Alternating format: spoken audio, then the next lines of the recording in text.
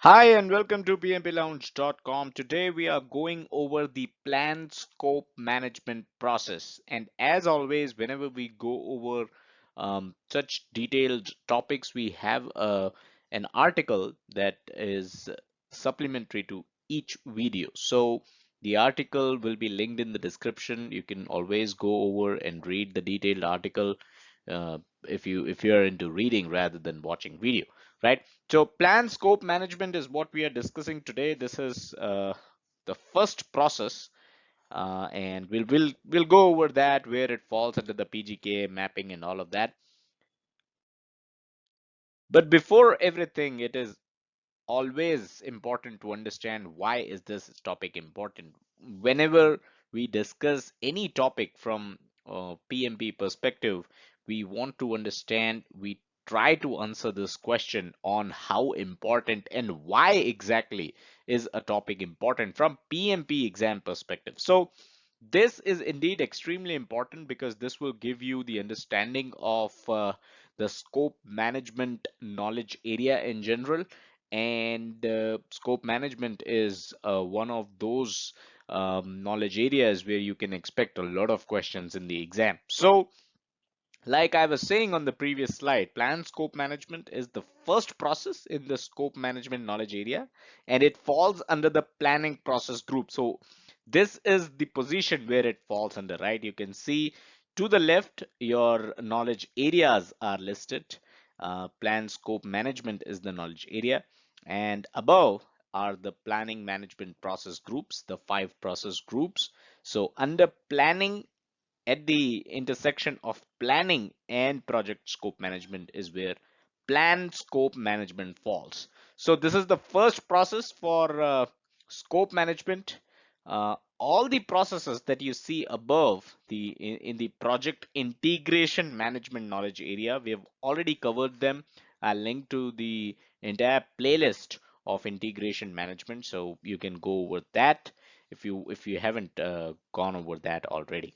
So scope management is what we are discussing. I think actually have a couple of videos on scope management as well. I'll link to them as well in the description. So those will act as a as a base, right, to understand and get into the thick of the things when it comes to scope management. All right, let's move on. So in terms of introduction at the outset, this process of plan scope management, what it does is it defines how the project scope would be defined, validated, and controlled. We are not touching the scope of the project here. We are not, we are only defining the process of how the scope will be defined, validated, and controlled. We are not, meddling with the project scope here, right? We are only defining the processes, and that's the beauty of the processes that you would generally see under the planning process group, right? So in simpler terms, what it means is plan scope management is the process that specifies the approach that the project team will take to define what will be in the project scope and what will be out of it. And this could sound very simple, right? Because it's defined in simpler terms. What will be part of the project scope and what will not be a part of the project scope? Both things are actually equally important, right? Your project team might waste a lot of time and resources in meeting a certain requirement which was actually not a part of the project scope. To avoid things like that, it is extremely important to understand what will not be in the scope, as important as it is to understand what will be in the scope of the project. So this entire process of plan scope management is the one that specifies this approach, right? That specifies the approach that the project team will take to define how the project team is going to define what will be in scope and what will not be in scope. What is the approach that the project team is going to take to define this? That is what is, discussed and defined in the plan scope management process. There are two outputs of this process: scope management plan and requirements management plan. And we'll take a look at both of these because through these, you will be able to kind of understand this process in a much better fashion. So let's look into both of these outputs. So the first one is the scope management plan. Scope management plan, what it does is it keeps the project team on track by detailing the processes that the team will follow. So what are the processes that the team is going to follow while the scope is being documented, right? So while you are documenting the project scope, while the project team is documenting the project scope, what are the processes that the team will follow? That is defined in your scope management plan. How WBS will be created? WBS is work breakdown structure, and will shortly in the near future will make a video on a WBS as well and define that in detail. So how WBS will be created, right? What are the processes that the team will follow while the WBS is being created? That is also mentioned in the scope management plan. And scope management plan will also help with validating and controlling the scope during the entire course of the project, right? So validating, that means to make sure what all requirements are part of it and what are requirements are not part of the project, right? What is in the scope and what is not in the scope, that is what validating and controlling is, right? So all of that will be defined. The processes of how the project team is going to achieve this is defined in the scope management plan. Now, scope management plan is also going to detail the processes the project team will use to come up with the WBS. So this is one thing we discussed above, that what are the processes that the team will take, team will follow while WBS is being created.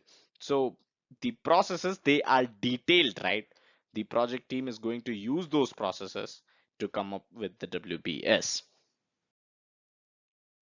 The next output of this plan scope management process is the requirements management plan. So scope management plan is how you are going to kind of uh, define, validate, and control your scope.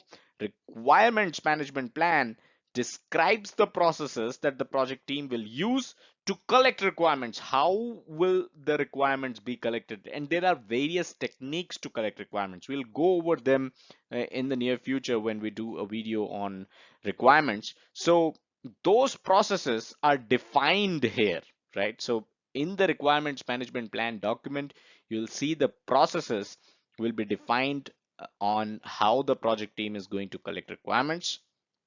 The next thing in the requirements management plan you'll find is how they are going to document those requirements. So there's a certain way, right?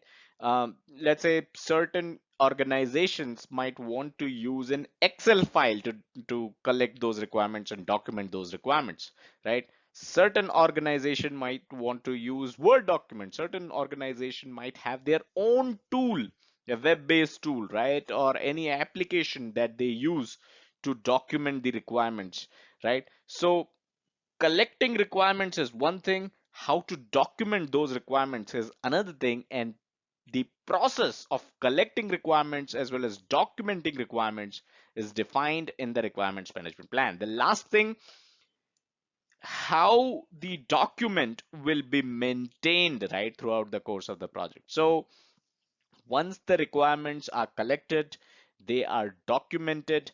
How will that document be maintained? So let's say there is an so let's take an example, right? Your organization has a process of collecting requirements in an Excel file. That's it. Simple. All requirements will be mentioned in an Excel file. Now, how will that Excel file be maintained throughout the course of the project, right? Who all will have access to that Excel file? Who can make any additions or subtractions in that Excel file? Who all need to approve if there are any changes in that Excel file, right? So all of that, all this entire all of this process, right? This entire process is defined in your requirements management plan.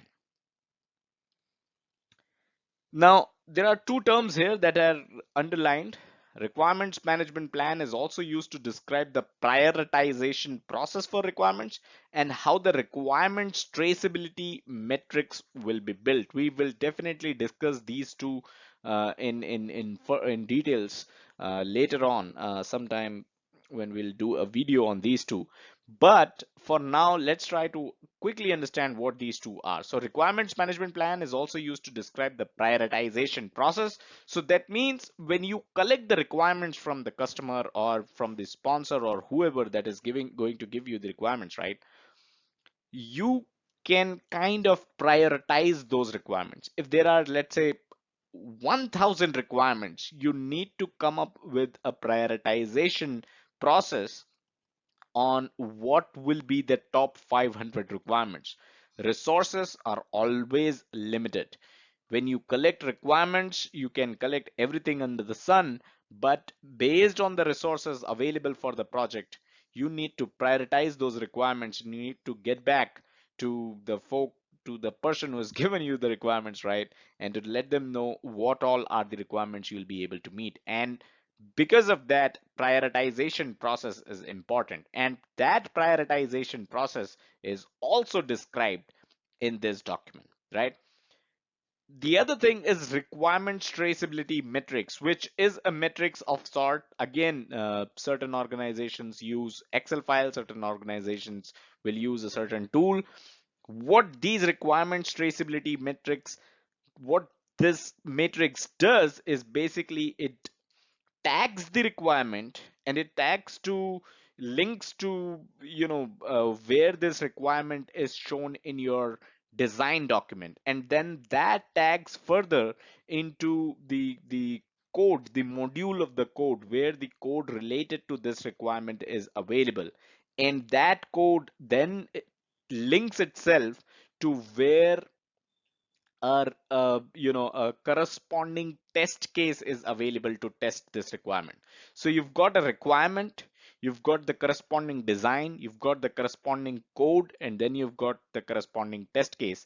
This traceability, right, is known as the requirements traceability metrics, and we'll probably do a video later on sometime to kind of discuss this in detail. Again, it is an important topic to be discussed. So requirements management plan, that is another output of the plan scope management process. So two outputs, the scope management plan and the requirements management plan, both are extremely important to to understand, and there will certainly be questions in the PMP exam based on these two very important documents. So that is all that I had in this video. If you were not able to follow through, you can always go over to pmplounge.com and read the detailed article. It will be available in the description below. And do check out the integration management playlist and the scope management playlist that will be available in the description as well. Subscribe to this YouTube channel if you haven't done so already, and check us out on our social media, facebook.com/pmplounge and twitter.com/pmplounge. And as always, do check out the website pmplounge.com, your number one free resource for PMP certification and project management industry information. Thank you.